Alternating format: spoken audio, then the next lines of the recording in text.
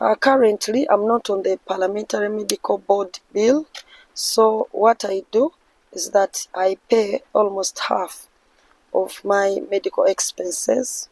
For example, now that I'm traveling, I've had to use my payments to clear the air tickets. I cater for the feeding and everything. The only issue which Parliament is going to cater for is that I'm going to just present my medical insurance card at Aga Khan Hospital, which was earlier issued to me by Parliament the moment I was sworn in. But that parliamentary card, insurance card, does not cater for all expenses. If you go overboard, then you have to pay the extra. But for now, it is the parliamentary card that I'm going to use. But as far as other expenses are concerned, I have used my own money, and I'm using my own money to facilitate this travel. But I also want to thank the people of Kampala and the leadership at my party NUP for the support so far rendered, because they have been also part and parcel of this process for me to travel outside for further medical attention. They've been managing the low oxygen saturation, the pain from inside my entire body. Remember, I was earlier operated at Aga Khan Hospital, and when I was attacked inside the Parliament premises during the coffee bill, I got more injuries, and since then I have not been the same. So we hope that everything is going to be all right once I'm in the hands of the medical experts that handled me in the year 2022. Khan Hospital for further medical treatment because I was recommended by the medical personnel at Nsambya Hospital that my situation needed further engagement with the experts that handled my situation in the year, I think, 2022.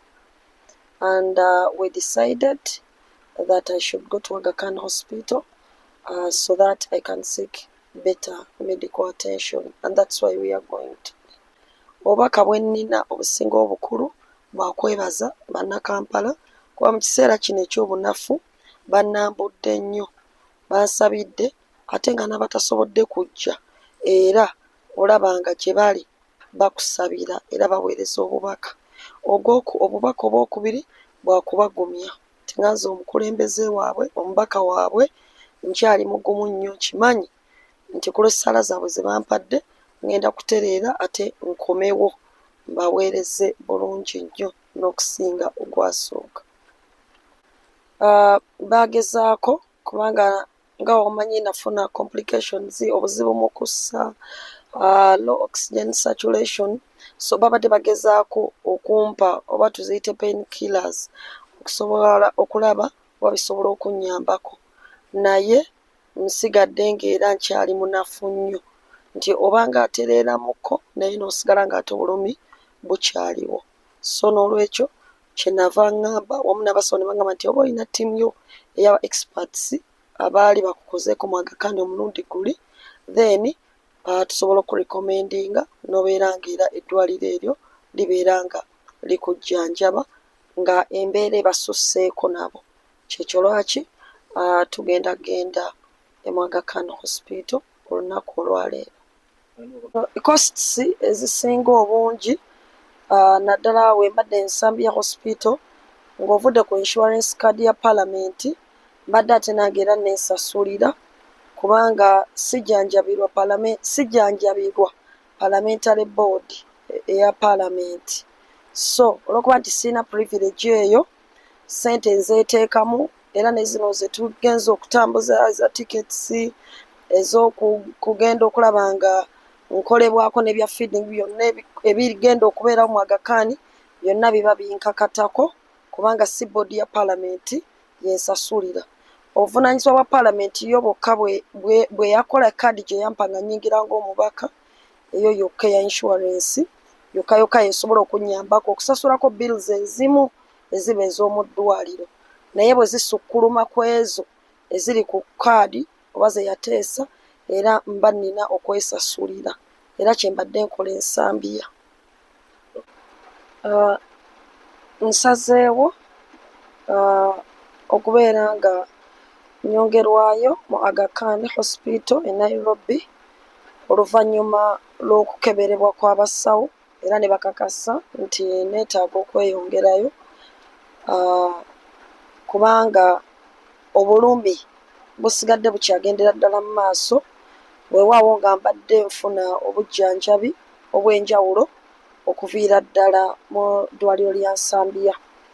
Ekisingira ddala okuntawaanya kwe kuba nti nnumizibwa munda muno oluvannyuma lw'okuba nti nali nakubibwa ku paalamenti ng'etteeka ly'emmwanyi liyisibwa, ate nga jjukira n'emabegako nali ngenzeeko ku operation ne bansala ku Aga Khan olw'ebizibu era bye nalina.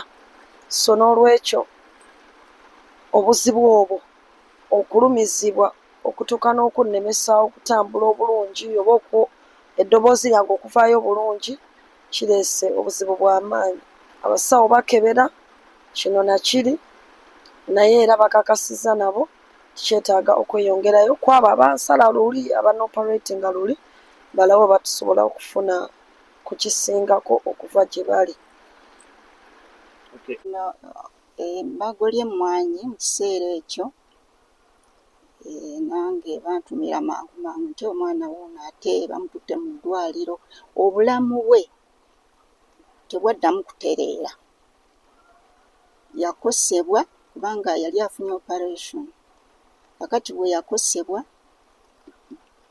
kugamba olukindo ne lwongera okutabuka, era y'ensonga lwaki tubadde mu ddwaliro.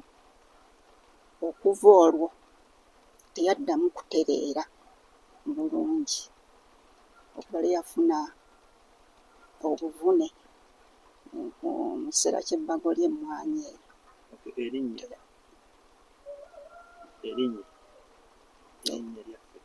Eryange Nassuuna Jane Francis. Obulamu bwa muwala wange bwatandika okutabuka mu mwaka gwa 2022 era nga bw'aba annyonnyodde, ne twanguwa mu Aga Khan International Hospital yafunira operation okumala akabanga, then ne tukomawo. N'abeerawo katono ne tudda e Nsambya, complications ne ziddamu. Naye abasawo baagezaako okulaba nti bamuwa medication eyeetaagisa, naye obulamu ne buba nga bugaanye okutereera. Atereeramu katono n'addamu n'atabuka, atereeramu katono n'addamu n'atabuka. Kaakati embeera bw'etyo bw'ebadde, talina maanyi, okutambula kuba kuzibu, oluusi n'afuna obuzibu mu kussa, n'ebirala bw'ebyo, omubiri gwonna nga tegulina maanyi. Kati bwe buzibu bwensanze n'omwana wange ono, ne kimuleetera okuba nti abeera n'obuvune bungi mu mubiri. Ku medical board ya paalamenti era okujjanjabibwa kwange, bills ezisingako obungi ezimu zisasula kaadi ya insurance ya paalamenti, endala n'embeera nga nzeesasulira, era kyembadde nkola n'ensambiya.